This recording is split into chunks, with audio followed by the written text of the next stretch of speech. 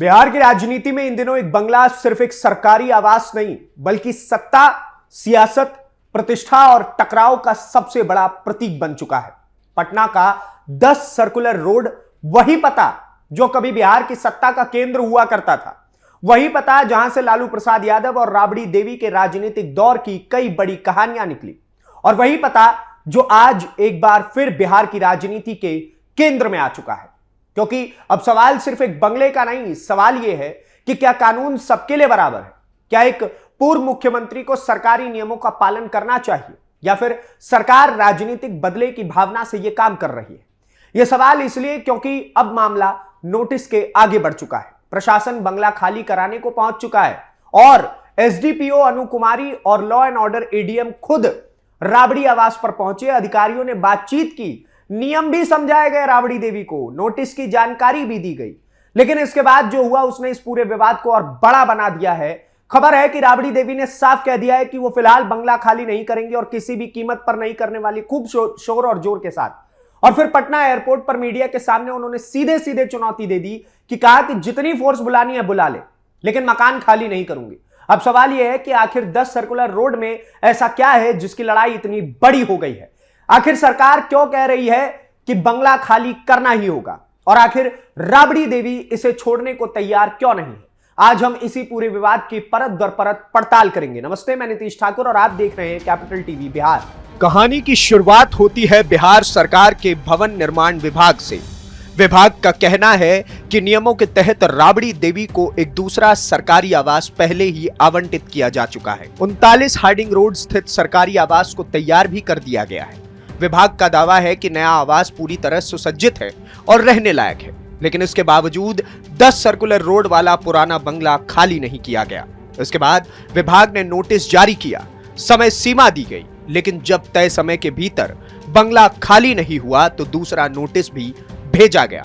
अब प्रशासनिक सूत्रों का कहना है कि अगर इसके बाद भी आवास खाली नहीं किया गया तो कानूनी कार्रवाई की जा सकती है। लेकिन बिहार की राजनीति में शायद ही कोई विवाद इतना सीधा हो। यहां हर सरकारी आदेश के पीछे राजनीति खोजी जाती है और हर राजनीतिक बयान के पीछे सत्ता का गणित होता है। यही वजह है कि जैसे ही प्रशासनिक अधिकारी राबड़ी आवास पर पहुंचे, वैसे ही इस मामले ने राजनीतिक रंग ले लिया। विपक्ष इसे दबाव की राजनीति बता रहा है तो सरकार इसे नियमों का पालन कराने की कार्रवाई बता रही है।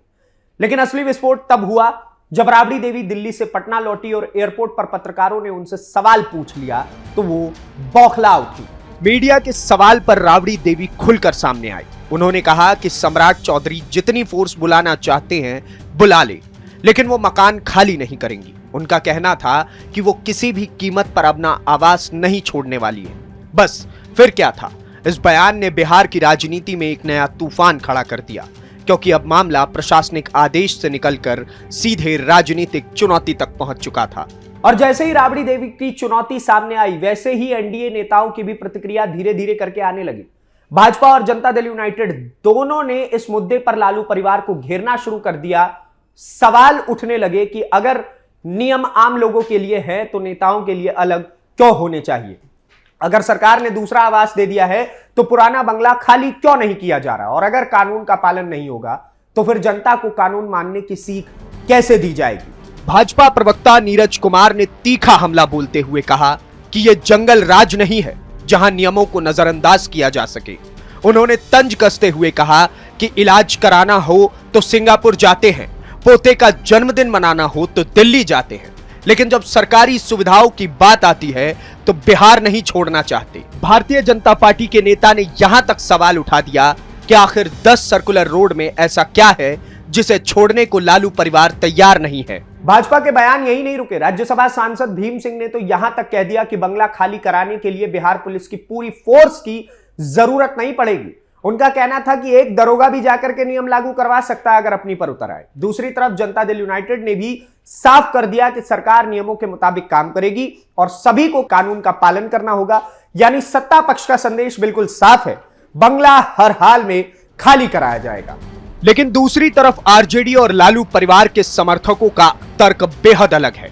उनका कहना है कि यह सिर्फ आवास का मामला नहीं, उनका आरोप है कि यह राजनीतिक विरोधियों को निशाना बनाने की कोशिश की जा रही है।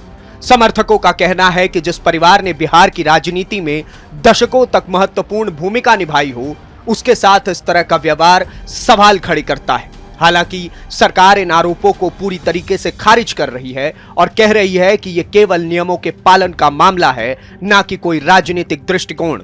दिलचस्प बात यह है कि यह विवाद ऐसे समय में सामने आया जब बिहार में विधानसभा चुनावों की तैयारियां धीरे धीरे करके तेज हो रही हैं। राजनीतिक दल अपने अपने मुद्दे तलाश रहे हैं, सरकार कानून और प्रशासन की बात कर रही है, विपक्ष राजनीतिक प्रतिशोध की बात कर रहा है और इसी बीच एक सरकारी बंगला पूरे राजनीतिक विमर्श का केंद्र बन गया है। अगर हम 10 सर्कुलर रोड की राजनीतिक अहमियत को समझे तो यह सिर्फ एक पता नहीं है, यह बिहार की राजनीति के एक लंबे दौर का प्रतीक है। लालू प्रसाद यादव और राबड़ी देवी के राजनीतिक प्रभाव की कई यादें इसी पते से जुड़ी हुई है। यही वजह है कि वो इस बंगले को लेकर भावनात्मक और राजनीतिक दोनों तरह की संवेदनाएं से जुड़े हुए हैं। लेकिन दूसरी तरफ सरकारी नियमों का भी सवाल है। सरकार का कहना है कि अगर किसी को नया आवास आवंटित कर दिया गया तो पुराने आवास को खाली कराना ही होगा। अब सबसे बड़ा सवाल यह है कि आगे क्या होगा? क्या राबड़ी देवी अपने रुख पर कायम रहेंगी? क्या सरकार तीसरा नोटिस जारी करेगी? क्या प्रशासन बेदखली की कार्रवाई तक पहुंच पाएगी? और अगर ऐसा हुआ तो बिहार की राजनीति में उसका असर क्या पड़ेगा? क्योंकि मामला अब सिर्फ फाइलों और नोटिसों तक सीमित नहीं है, ये सीधे सीधे प्रतिष्ठा की लड़ाई बन चुकी है। यानी ये लड़ाई राबड़ी बनाम सम्राट की हो चुकी है। एक तरफ सरकार है जो कानून लागू कराने की बात कर रही है, दूसरी तरफ बिहार की पूर्व मुख्यमंत्री है जो खुलकर चुनौती दे रही है कि कुछ भी कर लो, बंगला खाली नहीं करूंगी। प्रशासनिक सूत्रों का कहना है कि कानूनी प्रक्रिया के तहत अगला कदम उठाया जा सकता है। अगर नोटिस के बाद भी आवास खाली नहीं होता तो नियमानुसार कार्रवाई होगी। हालांकि अधिकारी अभी सार्वजनिक रूप से कुछ भी कह नहीं रहे। एसडीपीओ अनु कुमार और एडीएम की मुलाकात के बाद भी प्रशासन ने कोई विस्तृत बयान नहीं दिया है। इससे साफ है कि सरकार फिलहाल कानूनी प्रक्रिया के तहत आगे बढ़ना चाहती है। लेकिन राजनीति में संदेश बहुत मायने रखते हैं और इस पूरे विवाद में दोनों पक्ष लगातार अपने अपने समर्थकों को संदेश देने की कोशिश कर रहे हैं। सरकार यह दिखाना चाहती है कि कानून सबके लिए बराबर है, वहीं विपक्ष यह संदेश देना चाहती है कि उसे राजनीतिक तौर पर दबाया जा रहा है। यही वजह है कि एक सरकारी आवास का विवाद अब बिहार की सबसे बड़ी राजनीतिक खबरों में शामिल हो चुका है। फिलहाल पटना का 10 सर्कुलर रोड सिर्फ एक पता नहीं रह गया, यह बिहार की राजनीति का एक नया रण क्षेत्र बन चुका है।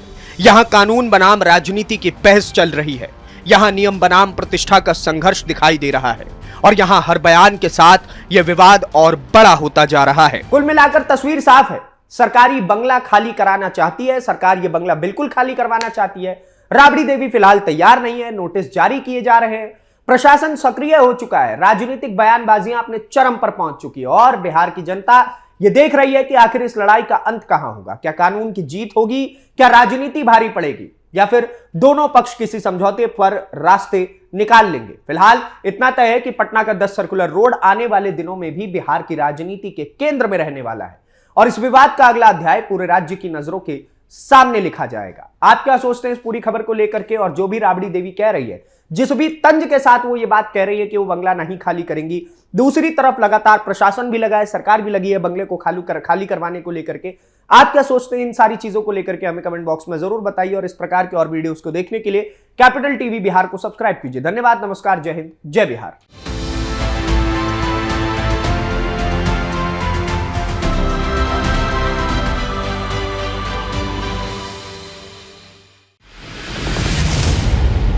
मैं राजनीति करता नहीं, पर राजनीति को बहुत गहरे तक समझता हूं। मैं लोगों के बीच रहता हूं, लोगों के मन को अच्छे से जानता हूं।